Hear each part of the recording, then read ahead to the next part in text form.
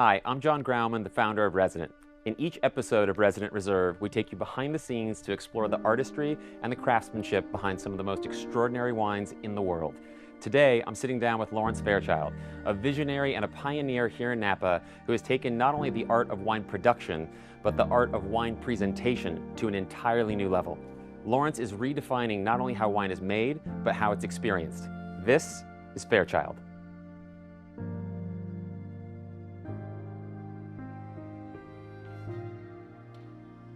Hey, Lawrence. Jon, How are you? Great to see you. You too. Thanks for coming up today. Oh, thank you for having me. I really appreciate it. Gorgeous day to be out. Such a beautiful day. Beautiful. Yeah, so everybody, this is Lawrence Fairchild, and I am so excited to be able to have a chance to sit down and learn more about your story because your wines have become such a big part of my story. I've been collecting your wines now for, I think, the better part of 10 plus years, Probably, something like that. I think so. And they were some of truly the very first wines that I had up here that just kind of knocked me back on my chair. You bring a level of artistry to your craft that I don't know that anyone else in the wine world is doing. So I'm really curious to learn about that and hear more about your story. But what are we going to start with? What are we drinking here? You know, we're starting with in an old Italian table that has history. This has been in storage for 20 years. I finally was able to use it here, but we're tasting a Chardonnay. Okay. We make a little bit of Chardonnay, but I am a bigger fan of white Burgundy than I am California Chardonnay. Yep. I think it's some of the best wine made in the world. Sure. So this will not resemble a California Chardonnay. It is only going to be pure white Burgundy, special barrels from Beaune. We bring it over from France. But it's it comes in a very artistic bottle. It's a very, for us, has become a very famous bottle. One of my favorites. One of my favorite bottles. Perfect that we example. produce. It's some Italian glass. And then this, which is really, really fun, it actually sits like a decanter. It's so beautiful. That's been one of my favorite gifts to give to clients just because it's such a piece of art in and of itself, which again, we're going to talk so much more about, and that is really the essence of Fairchild is world-class wine within art and kind of marrying those two worlds together. The only problem with your bottles is they're impossible to store in a regular cellar, which is maybe that's the idea, is they're meant to be displayed, but like, man, you just can't fit that into a normal wine rack. You can't do it. Yeah, there's zero practicality on this. I get some interesting emails every once in a while of people that say, you know, I can't do much with that bottle, but they keep it anyway. Sure. So at least they like the Chardonnay, but I don't mind hearing that. It's art. It's art over functionality for That's the exactly Chardonnay. right. Yeah. Well, why don't we sit down and we can chat a little? Perfect. Not every wine tasting experience happens at a winery. We happen to be at your home, which is incredibly generous of you and Jacqueline to host your guests and clients here. And what a tremendous space it is. These olive trees got to be every bit of 100 years old, I would think. They are. Yeah, these are 8,000-pound trees. We had these craned in. We had to put them here like pieces of art. You get one shot, you know, when you're putting these in. But yeah, we wanted to make it special. We wanted to make it very homey. We spend a lot of time in this very same spot with a glass of wine and a little, you know, mozzarella and heirloom tomatoes often. And good friends, and that's what it's all about up here. Yeah. It is. So tell me, how does a kid from Nebraska end up fusing art and culture and fashion and world-class wine? I know some of your story. I know obviously born in rural Nebraska, spent some time in Washington, worked in politics, worked I think in the Reagan administration for a little while. That's correct. That's a far departure from where we're sitting right now. How did we get here? It is, the joke I tell is that I'm very unfocused. And so, you know, I've done a lot of things. I've done a lot of very fun things. You know, wine turned, when I bought a property, my first property in St. Helena I bought in 1994 when I was pretty young. It was only about 2 miles from here outside a place called Meadowwood. And then I bought a vineyard property in 99. And you were already a big wine collector, an enthusiast. What was then that attracted you to Napa?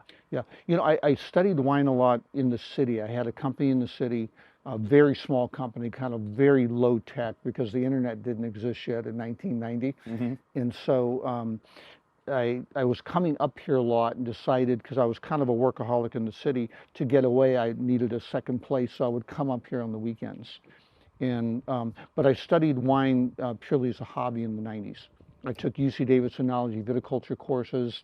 They used to do them at Napa Valley College. They don't do that anymore. Okay. You'd be able to drive down in a little bit of time at UC Davis. And then took some immersion courses on Burgundy and Bordeaux. And then luckily the vineyard that I purchased in the property in 1999 was above Lake Hennessy, right above the Bond Melberry Vineyard. Really? It was very it was a good terroir. It was the right exposures, very very small. And then I did a first very small production, like 50 cases back in 2005, 6, and 7. Right. I remember 2001 was technically your first vintage, right? It was a first vintage that wouldn't have been sold. Oh, okay. Yeah, Got it. So that was just for yourself at that point. it would have been from, because it was only a barrel or two. It wasn't very much, and it wasn't very good. You know, it wasn't. Okay. The label looked like it came off of a home printer. It was actually, it was really, I still have a few of those bottles. I have one buried around here somewhere, but yeah, it's nothing that you would call marketable. And I remember the first time I sat down to taste with somebody, I said, I really want you to taste this as a wine you can sell. And he goes, this is really bad. But that's before getting very serious about it and starting in 2005, 6, 7, and then 2011, the introduction of Stones, 2011 and 12, and then everything changed. So is the ultimate goal essentially to create like a luxury maison, like essentially a kind of a, I don't know how she'd say, more of a luxury chateau? That's a good question. I mean, the first design directive on these Stones wines, and when we're tasting, we'll see some of the creation of the labels and the bottles. But the first directive to the designer was, I want to create the Hermes Cartier of wine. Mm-hmm. I want, when the person receives the wine, I want it to feel like they've just walked out of Tiffany or they just walked out of Hermes. And so all of the packaging, from the bottles to the boxes, was trying to create really a memorable, incredible design experience, along with making sure the wines are all 96, 97, 98, 100 point wines. Right. That was the goal. All right, well, I don't want to tease anyone any further. Let's go in and actually see some more of these wines. We'll taste through some of them. Okay, let's do it.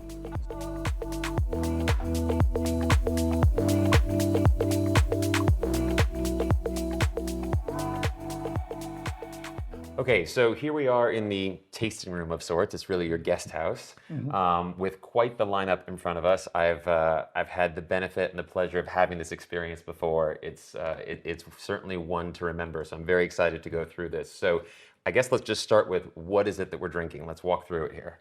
We're going through 4 of our wines. Okay. Different wines, different locations, different vineyards, and very different styles. I'm very much into having styles be unique, to have one wine not taste like the other.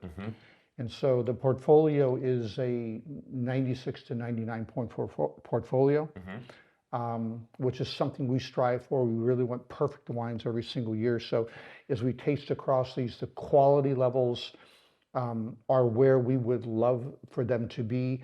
It's just a matter stylistically of what the collector prefers. Got it. Okay, so we're going to kind of work our way up the ladder. I think we're going to start with tickets, which we'll talk about in a second. That's correct. Then we're going to go to Stones. There's an interesting story to tell with each one of them, which to me is really kind of the emphasis here, is that, look, we're fortunate enough to live in a place where a lot of people are striving to make world-class wine, and many of them are. But I think it's the story that each person tells that really sort of uniquely distinguishes their wine one from the next. And you really personify that in a way that nobody else does. You really have a story to tell in both the presentation, in the arc of the wine. So tell me about Tickets, because this is one of your newer wines. It is. It's a wine that comes from the exact same vineyards as the Stones 1, 2, and 3. Okay. Same quality, same barrels, same winemaking with Fleet Malka. Only we developed Tickets about. This is only the 3rd release of the Tickets. And what we created was, the entire winery, and what we do at Stones is creating memorable moments in time, like great moments in time. And we'll talk about that a little more when we talk about another wine that is only about great moments in time. So all of the Tickets, all of the labels on Tickets change every 6 months. Every 6 months? So how many releases are you doing Obviously, we don't have vintages that come every 6 months, right? A vintage every 12 months. So then how are you doing that? We're doing 3 label sets in the spring and 3 label sets in the fall. That's fun. Okay. So an example is the first year we did, one of the tickets was to Elvis's last concert before he died in 1973. We did the first cinematic showing ever of a film in the United States in 1896, a photo of the audience. Okay. So we've transformed, we did a Ferrari ticket that's over here to your left that was Ferrari's first ever win, the photo finish in 1951. So life's most memorable moments. Life's memorable moments that makes you go back and say, wow, I remember that. What we moved into, which we just released only about 2 months ago for the 2023 vintage, we did vintage album covers. Okay. And rock stars. So the one in front of you, we have a few. This is Fleetwood Mac. We have Elton John back in the early 70s. We did Bob Dylan. We have the Beatles. And so the whole idea is when you have this wine in front of you, it still has to be the highest quality wine possible. And it's a blend of our 3 best vineyards. But when you have that, you can choose your memorable moment in time. Okay. All right. Is that the one on the left here? That's the one on the left. Okay. Stylistically, all of these wines, I like very black fruit. I like very dark fruit. I like fruit that when we go through our blend trials, which were very extensive, we do not want to miss any part of the palate. And this is the 23? This is the 2023. Right. Which is you're aware is a pretty phenomenal vintage. Unbelievable how well these are drinking. Wow. Yep. Yeah, that'll do. Yeah, that is very good. How long has this been open for a while? Yeah, I decanted these about 2.5 hours ago. I mean, that's just perfect, right? Nice sweet spot right now. Yeah, you have to have the decant, especially they're a little bit young. Very younger wine. You can really feel the profile with the oxygen. I love the connection between a wine label that celebrates some of life's greatest moments, because if you're a true wine collector, aficionado, drinking a great bottle of wine are some of my life's greatest moments. Absolutely. So I love the connection between the two of those. And in fact, I think it was in the very first ticket series you put out, one of the tickets was a ticket to the Wizard of Oz in the very first screening at Grauman's Chinese Theater, which of course is, my last name is Grauman. That was my cousin, Sid Grauman, who started Grauman's Chinese Theater. Yeah, and that was 1939, the ticket. There you go. That we have, and it's somewhere here, and people love that ticket, and they love the history of that $2.20 ticket. I back would in 39. think, how much fun must it be? Like a blending session, I could see being really interesting and fun. And when my wife and I want to do like our business planning or like what we want to achieve next year, we sit down over a nice bottle of wine. How much fun must it be for you and Jackie or you, whoever, to sit down and go, what do we want to do for tickets this year? Choosing like what it is, and so we have to kind of work backwards on there.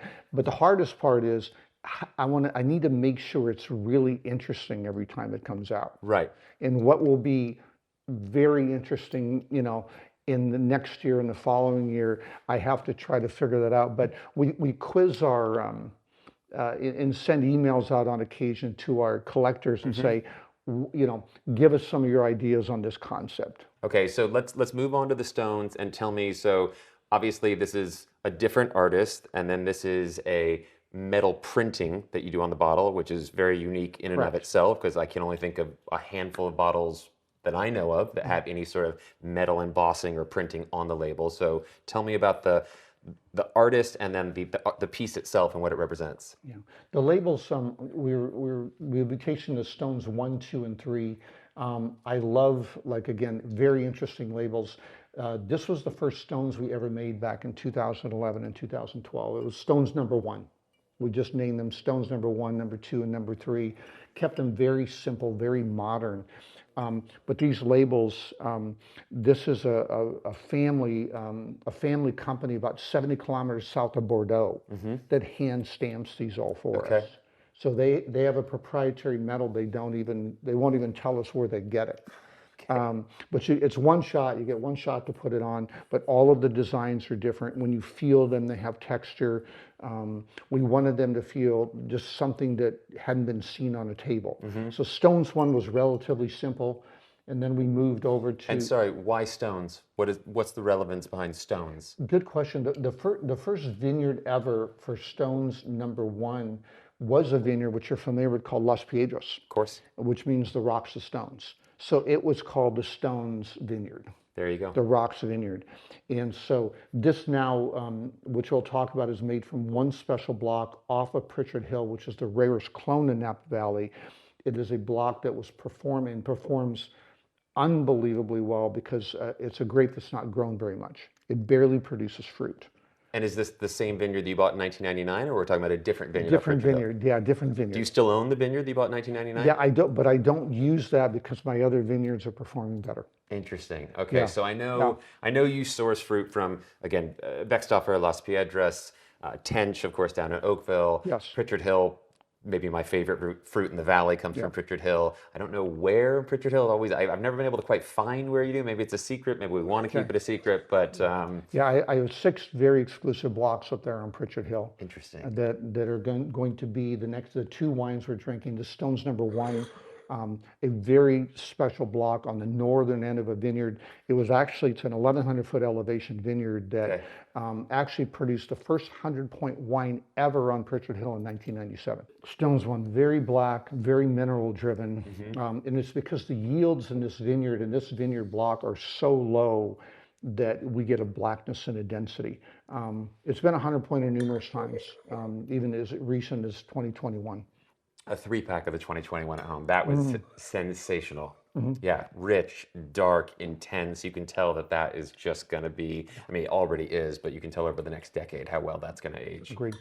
You know, I've always thought sometimes the best wine in the world is not because it's the highest quality wine, it's because it tastes different than anything else. So is the intention to really just try to make a smaller production so you have a world-class cult wine that is also a collectible? You know, to make world-class wines, every vineyard has to be world-class.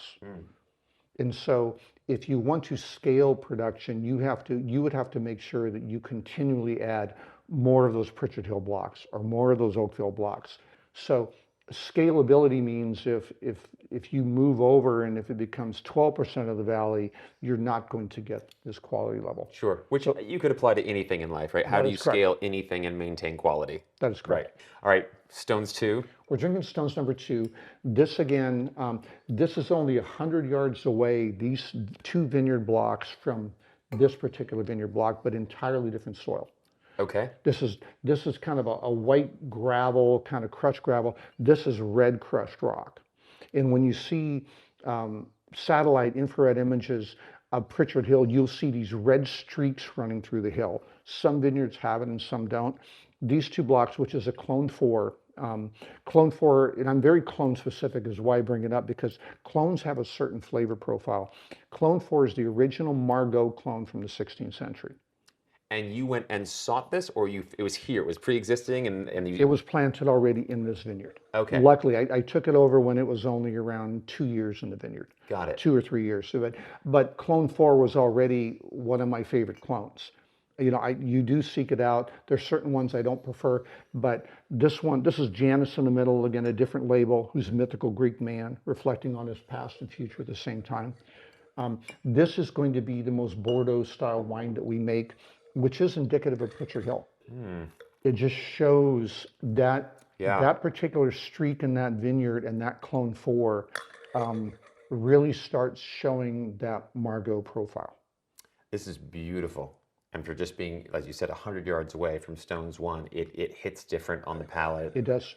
Yeah, wow, that's really pretty. Are you out there in the vineyard, you know, hands in the soil, touching it, feeling, or do you really leave that to Philippe and Mayan to kind of go through that part of the process? I think if you're not into those vineyards before harvest, close to harvest, and you're not tasting those profiles, you're not doing your job. All right, I'm going to ask you to slide over that cheese board, not because I'm hungry, I'm really not, just came from lunch, but because I understand how much the profile develops when you have a piece of cheese or a piece of meat. So I'm always interested to taste the wine on its own, but I'm also a big believer that, like, wine's not meant to be a cocktail. it's really not meant to be drank on its own. It needs to be paired with something, whether that's good company and or good food. It needs some type of accompaniment. Stones number three. This is a famous vineyard. This is a vineyard right next to Screaming Eagle. It's also a clone 4, which is fun. So Okay. you're getting the exact same clone as you are on Stones number 2, but an entirely different profile. Is this Tench or it's another one right next to It is Tench. Okay. It is Tench. Yeah, and that's when I first met Russell Bevan. When he first kind of took over the management, he brought me in on day one, and so I'm lucky. I've had that vineyard for close to 15 years. Wow. In that block, the exact same block, but this always shows, which is fun, this always shows a little bit of floral on the nose. What makes it unique is it's the single rockiest vineyard in all Napa Valley. The single rockiest vineyard because it's at the base of the Vacas, or why is it so rocky? Because it's the highest point of Pritchard Hill is right above it and the steepest hill down. So it's been collecting this alluvial fan for a million years. And so it has perfect drainage, it has perfect slope. But it has this kind of dichotomy of profile where it shows a little bit of floral, kind of rose petal, but it has none of that on the palate. And it's one of those, when I talk about a wine that tastes, it may be the greatest wine or a very, very good wine, but because it tastes unique. Probably the most elegant wine in the portfolio. Gosh. Yeah, the elegance behind it is, when it hits, it's very different. That is exquisite. That is so good, Lawrence. Wow. It's hard to talk about cost or value and art because a lot of that obviously lies in the eyes of the beholder and it's very subjective. But at the end of the day, everything, at least in my world of real estate, everything's relative to value. And I have often said in the wine world, there's a threshold, at least for me, and this is somewhat of a controversial statement, but there's a threshold for me of about $400 or $500 a bottle. Anything beyond that, I think what you're paying for is the rarity, the exclusivity, and if I'm being honest, mostly the ego. And you've created the first two, you've created rarity and you've created exclusivity, but you've done it at a price point that to me goes toe to toe with the best wines in the world. I have put your wines up against the best wines in the world and often said, like, go ahead, try it. You try that against that. I promise you, this can hold its own. And they really, really do. And I love the fact that you make wine that, look, wine in Napa, all wine in Napa is expensive, but relative to what I believe world-class wines are, and I truly think this is, it's at a very approachable price point. It is, and we're starting to hear that more. I think initially, because a lot of the wines in this category have gone to 5, 6, 7, 800 and up, and I've just chosen. I said we have great collectors. They're very, very loyal, and I'm keeping it here. The Tickets wine, which is because we just price it that way, a little bit more approachable, ends up being a 98 and a 96 point wine anyway. I just want to keep them there. All right, well, speaking of all of these great bottles and great experiences, there is still a piece de resistance, right? There is still just the top of the mountain that you guys put out, which is the Pereiras, which I'm excited to dive into and just learn more about that. Let's go see some special bottles. Okay.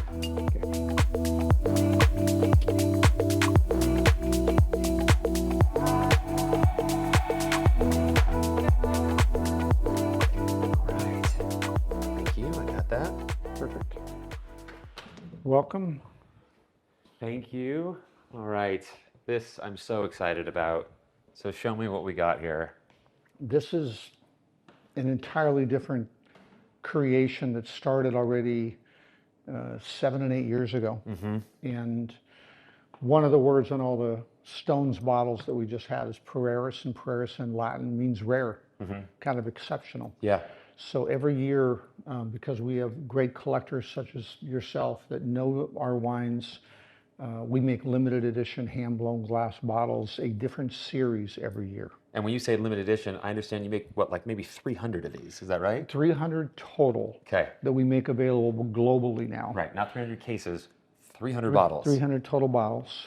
The wine is really fun because these are non-vintage wines.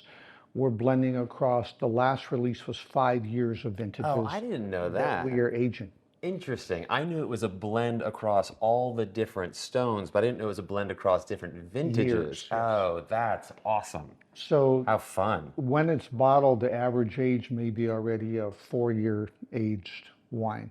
Like this is an example. This is the packaging. When we talked about kind of Hermes level, Tiffany level, Cartier level packaging, this is 1 year, one series. This is actually a limited edition I that feel we like did. the Holy Grail is going to be inside this. Yeah, and it's Wow. Look at that. yeah. So this goes back. This was the only reissue we ever did. The first bottle that we ever created had a 5-year waiting list on it. So we decided some of the first collectors weren't able to get Polaris 1. Okay. This is an astrolabe. It's actually a movable, settable astrolabe. This goes back to 300 BC, Okay. and it represented rare moments in time. And so that was Polaris 1, not knowing that there would be Polaris 2 and 3 This and is the 4. first ever Polaris? This is the first style. The first ever one was a 1.5 bottle, but had the exact same medallion, the exact same astrolabe on the bottle. And we finally made this one. I think we only made 8 of. And these are obviously examples of other Polaris across, I can't really say different vintages because we now know that it's a non-vintage wine, but just different releases, different years that you've released them. Correct. So I'll show you a couple of things. The bottles we're looking at now, this is one series. These have not been released yet. Oh, you're kidding.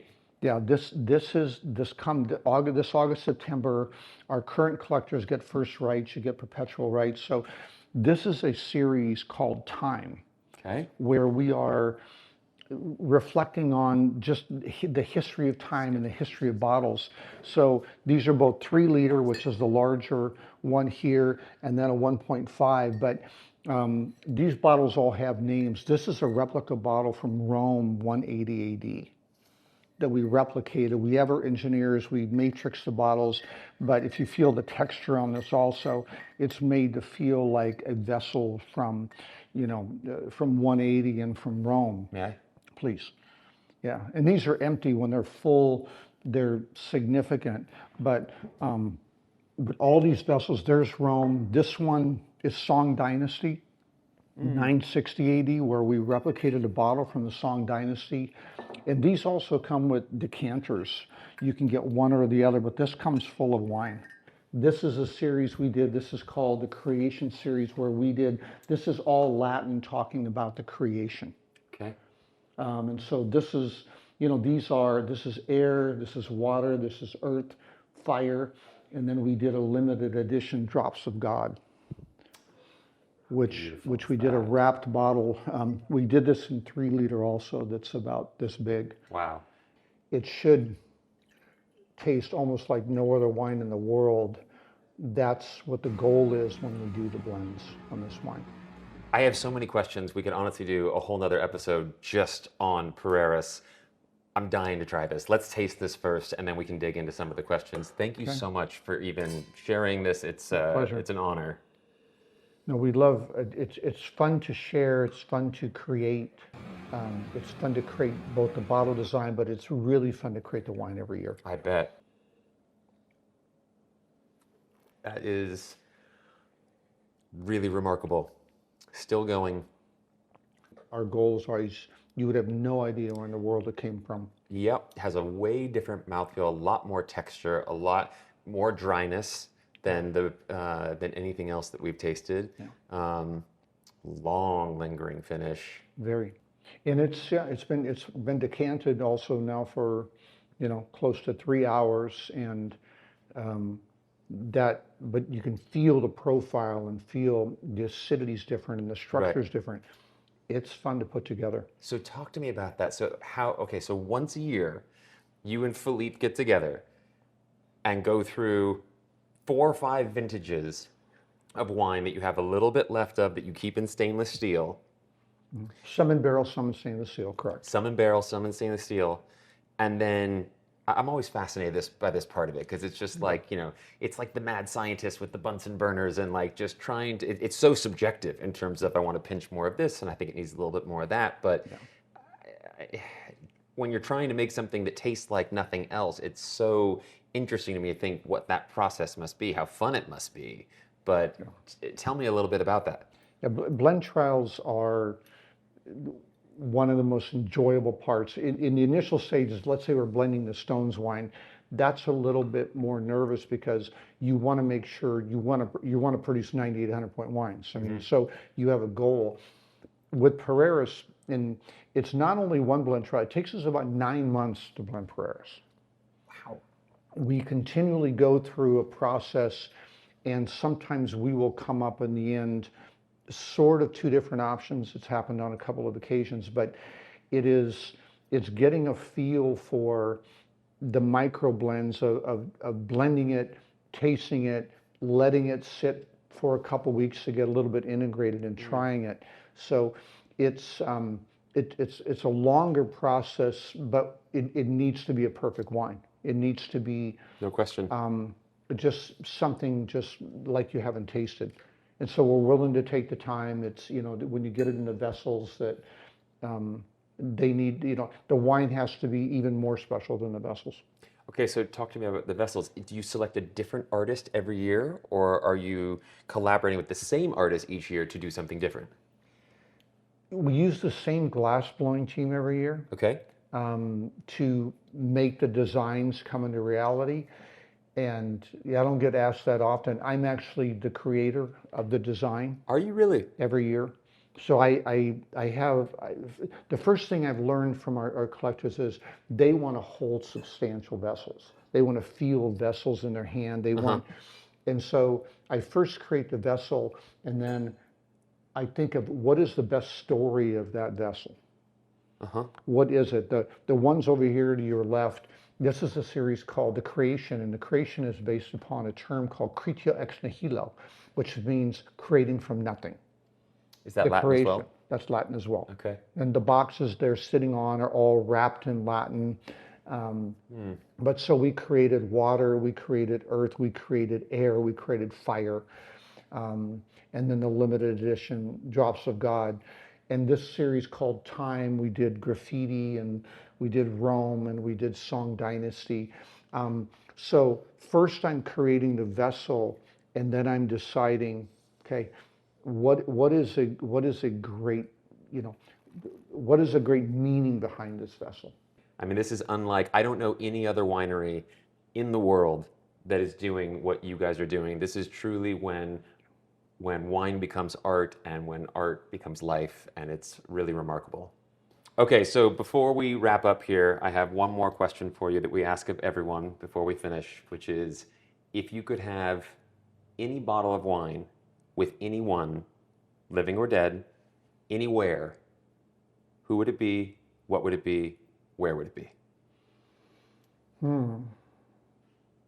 Probably an early Bordeaux, possibly, maybe, maybe an 82, or go back to kind of 89 or 90, something that, because I love those wines, and a lot of what the history and what I developed here was based upon some of those wines. So that brings it together. Who would I want to do it with? I think I would probably two people I would choose. I would probably want to sit with Ronald Reagan over a glass of wine, just because of the history, and just I would find that interesting. Probably number one though is probably Steven Tyler with Aerosmith. Really?